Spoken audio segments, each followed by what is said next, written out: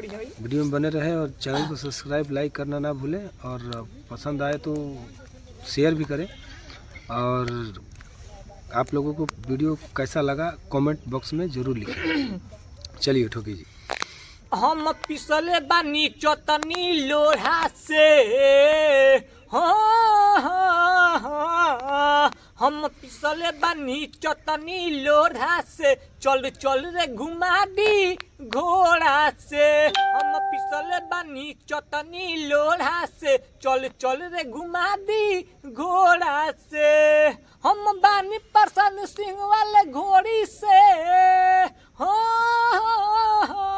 हम बानी परसन सिंह वाली घोड़ी से। हम पिसले बानी चटनी लोढ़ी से, हम पिसले बानी चटनी लोढ़ा से, चल चल रे घुमा दी घोड़ा से। हम पिसले बानी चटनी लोढ़ा से, चल चल रे घुमा दी घोड़ा से। धोनी दीवाना हम चरहे लो रोला, हम परम डॉक्टर डायरेक्टर बने अकेला।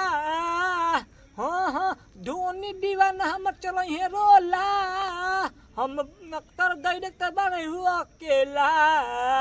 न्यू ठोकी राजा रे घोड़ा से, हाँ हमार न्यू ठोकी राजा रे घोड़ा से। हम पिसले बानी चटनी लोढ़ा से, हम पिसले बानी चटनी लोढ़ा से, चल चल रे घुमा दी घोड़ा से।